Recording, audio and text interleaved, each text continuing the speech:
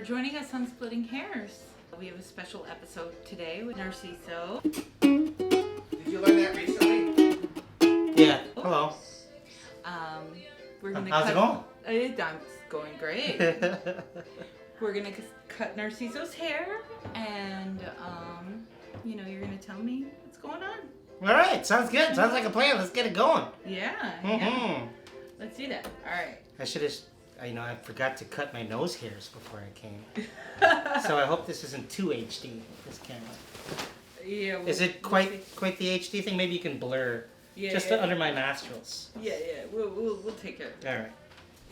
All right. Because I was looking in the mirror today after my shower that I took entirely way too late, and I said, "Wow, I really need to cut my nose hairs," but I never got around to doing it, Maureen.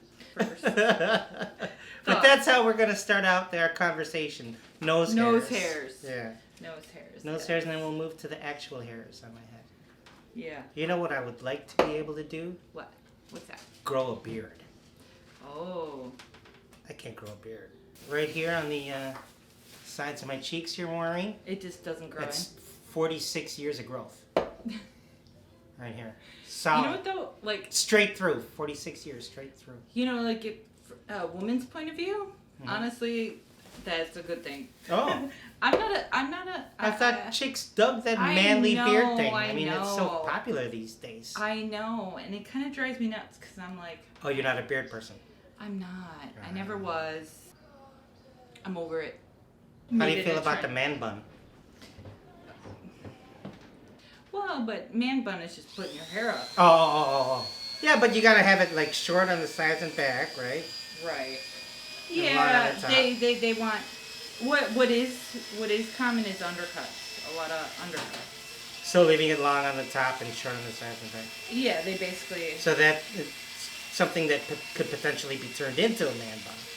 Yes, exactly. Ah. Well, like my own child did that because he's got so much hair. I was like, we need to stick with you an undercut. Oh, I had super long hair in the 90s, and then I gave myself a wide mohawk. Like it was you could still tell it was a mohawk, but it was like a skinny mohawk, and I never stood it up with like you never glue actually and stuff used like that. yeah. But I did give myself a mohawk, and I was do able to get that. tie it back. Yeah. Well, we're not giving you a mohawk today, right? Nope, it's just going. Please Just don't. saving it long enough to be cut. Yeah. It wasn't for a while. Do you want to share about that? Like what? You've been You mean going like through an ordeal. like the C word? Yes, the C word. The C word. So yeah, I'm currently fighting colorectal cancer. I was diagnosed with it in November. Yeah. Started chemo treatments in December. Yeah. And ended chemo in April. Now we're starting radiation, and that's radiation every day, every weekday.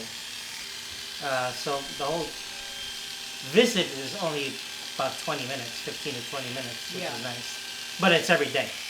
Yeah, that's tough. And along with the daily radiation, I take oral chemotherapy. Which I didn't even know existed until you told me about it. I was like, I didn't even know they could do it that way. That's great. So I take oral chemotherapy on the days that I have radiation. And I was on Friday. It was my 5th radiation treatment. 4.5 to go. I gotta be naked from the waist down. All modesty has been thrown aside. Yeah. And, I'm sure they're completely used to it, all the technicians and nurses and what have you, of all the nudity. It's silly to just try to keep myself covered up while I'm trying to position myself on the machine. I just don't want the technicians to think I'm a pervert, letting my dick swing free and whatnot.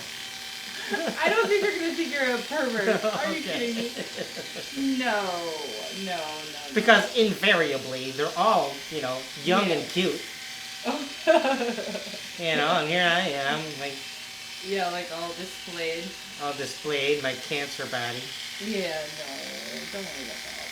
So I think next week I'm not going to worry about it too much. Yeah, I wouldn't. Gonna let it swing free, Maureen. What do you think?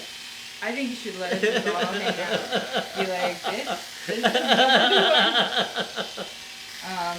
It's extremely vulnerable and scary, especially if you're not like familiar with everyone that walks into your medical room, or you know what I mean. Mm-hmm. So, yeah, they've seen it all. You got to get used to it. They are. Yeah. You got to get used to it. Yeah, pretty much. Yeah. So it's colorectal cancer. Then it has not metastasized or spread anywhere, but the tumor has sort of invaded my bladder, which sucks because the more that it invades my bladder, the better the chance of me losing my bladder is. So that would be, a big pain in the ass, obviously, to not have a fucking bladder. Yeah. And it was painful. And managing the pain was a challenge at first until I got my medicinal cannabis card, which is nice. So I got that, and that's helping me out a lot. Because, I was resisting it at first because I didn't want to be that dude who was stoned all the time. Yeah. But it helps, right? It was really the only way to get through the day. Yeah. And thank heaven for cannabis, because it really, in those first couple of months, it really, really helped me. All you ever hear when you're talking about treatment for cancer and chemotherapy and everything is the horror stories about chemotherapy. Right. You're always hearing the bad chemotherapy stories and whatnot. So I don't know what all the fuss was about, because my experience was so largely positive. Wasn't bad at all. That's and amazing. I'd like to tell the story of, chemo gets a bad rap sometimes. I mean, I'm sure I'm not, my case is not the best case to go, to be the representative for all cases. For all that, yeah. But I'm an example of when chemotherapy... It did well for you. Great. Yeah, because you're as the treatments progressed, I started feeling better and better and better. To the point where now I feel pretty close to normal. Where, normal enough to where last month I ran a 5K. Yes, I saw. Yeah. I saw that. Like, how did you even, wow. So I did the walk and roll. And I didn't start walking till after the halfway point. And I hadn't done any training at all. Nothing at all. Yeah, so it's I was slow as hell. I was maybe I did 38 minutes for the whole. It's not like you're trying to win the race. The 5K. I just wanted to finish, and if I could run more than half of the race, I was happy. Well, more importantly, where your mentality's at. You know what I mean? That you're even I know many of us, but definitely myself. If I was dealing with that, I would be feeling pretty heavy emotionally and feeling down, and it would be hard to do anything. Yeah. Well, I think if I was still feeling pain, that it would be a lot harder to sort of keep a sunny outlook on life. But since I'm no longer feeling pain. And you'd say the weed help with that? Yeah, back in the first couple of months. I see. Yeah. Now I just smoke it for pleasure. Well, kidding. yeah. I never really got too down about anything. At any point, I never really got down in the dumps about it, because what good is that going to do? Yeah, that's what always inspires me about you, is just your outlook, your cool. Positive attitude about everything. Like, even, when you were not feeling so hot, and we've talked, your attitude's always been so positive, and kind of this is just what I'm going through. Not like.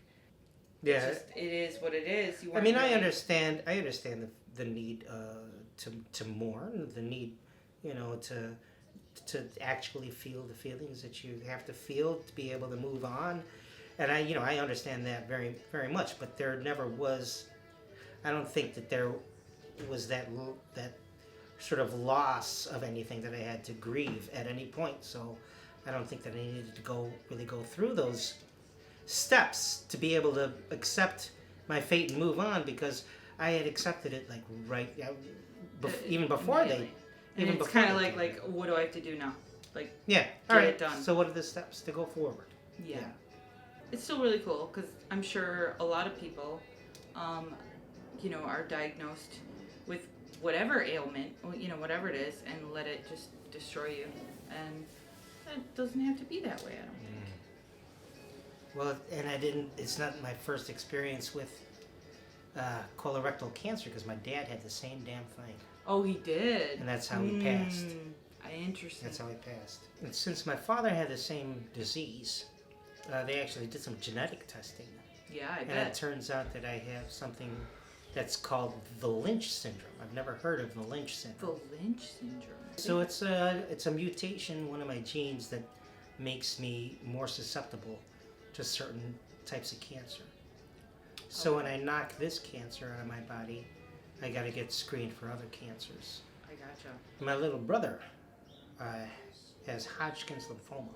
Oh, he has Hodgkin's. Okay. Yeah, so he's 10 years younger than I am. Okay. And he just finished his chemo. But yeah, so he's going through a lot too. How's he doing? He's actually doing great. He's working out. He looks fantastic. He's working out. Yeah. He works awesome. out every day. I don't it's work crazy. out. And I've got nothing wrong with me. Right? Health-wise, Yeah, like, totally. I don't work out. Yeah. That's awesome. So I got to start exercising too. Yeah. You ever done any like bungee jumping or anything? I have. Oh, nice. The one thing I will not do is skydiving. No. I would love to. Yeah, I know so many people say that. I'm like, you know what? I don't know. It's kind of like the ocean. Like, no, it scares the crap out of me. I don't know why. I got a buddy who went. I asked him if he liked it. He said no. Yeah. No, Yeah. I hated it. It sucked. I don't think you could actually get. You'd have to push me out of the plane, I think. What else is going on? The Ukulele World Congress is coming up. Yeah. You ever hear that? I haven't, but share, please. It's funny. We're listening to Danielle Ate the Sandwich. She's going to be there at the Ukulele World Congress. Gotcha. It's going to be her first visit there. And what it is, it's like a ukulele loving, like a camp out. It's not a festival per se. Okay. A friend of mine, his name is Mike Hader. His last name is Hader. If you could, Oh, wow. he's so not a hater. Oh, But that's a tough name to grow He's up this great guy, great hippie dude. with. But he throws this party once a year, and there's a field by his house with a stage. Now they have the Ukulele World Congress there once a year, and people from all over the country, sometimes all over the world, come and play ukulele. Oh, sweet. Yeah, and there's no vendors, there's no workshops, there's no curated concerts. What there is an open mic on Friday and Saturday. There's a huge bonfire on Friday. Oh, sweet. Yeah, it's huge. It's great. So it's the Ukulele World Congress. It's going to be the 9th one this June, 2017. I've been to them all. Yeah? And this is going to be, like I said, Danielle Ate the Sandwich's first time coming. No. You're a big fan of hers. I know. I'll let her know. Like I said, she changed my world. That's My great. world. Artistically and, just as, like, opening my mind to what you can do with, Awesome. with your vision, whatever it is, like whether you're a writer, painter, poet, whatever, songwriter, all of it. Right on. And it kind of like shifted my thinking. Cool. And hopefully I will get to meet you, Danielle. She's coming here pretty soon. Gotta check her calendar. Yeah. So I'm gearing up for that. And I usually get there the Wednesday before. Mm-hmm. Going straight there from my radiation treatment in the morning on Friday. Oh. Wow. But so far that's been okay for you? Like Has it been radiation? yeah, like after Yeah. you haven't had any like major physical. Mm-mm. Okay. No. My time in the bathroom was longer than I'd like, but that's about That's sexy. it. Yeah.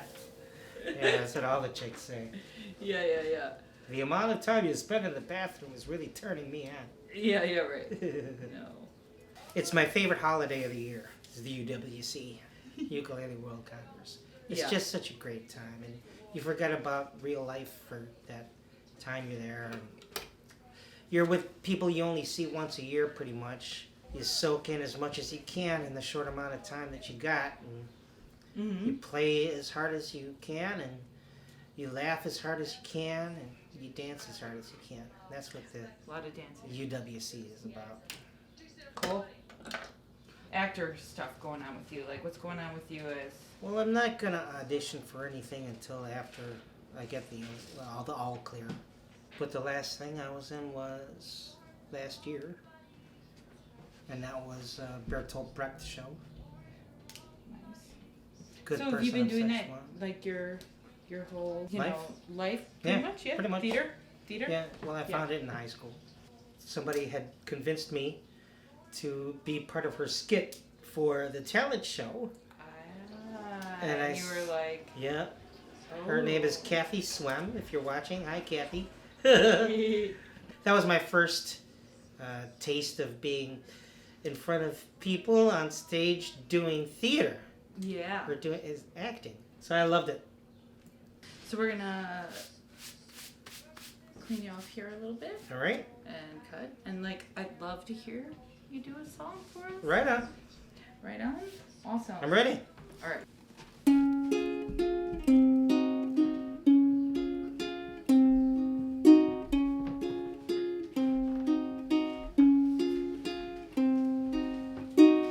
I still remember when you learned to walk. You learned to sing before you could talk. If you weren't surprised, then you sure were a shock. And I was a proud new big brother. You learned too early that love sometimes ends, and moving too much makes it hard to keep friends. We did our best, but I guess it depends. Yeah, try to rely on each other. Four walls and watchdogs and pissing in cups, gas masks and train tracks can't hardly stand up. You'd never admit it, but you can sure use a hand. I'll get there as soon as I can.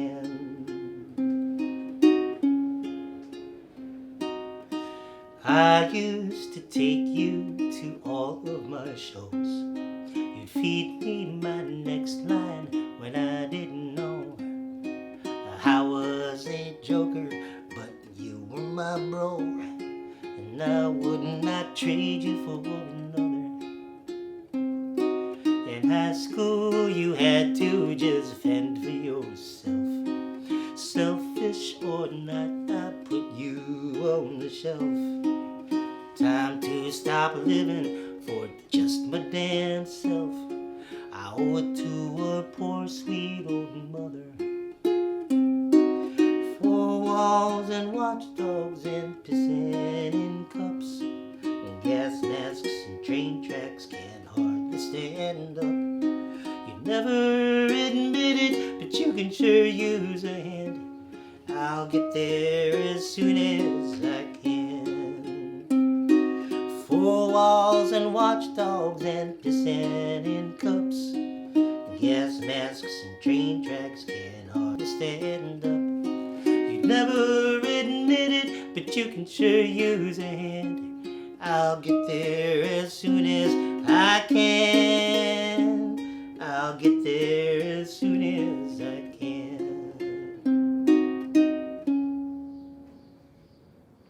No bark, Daphne.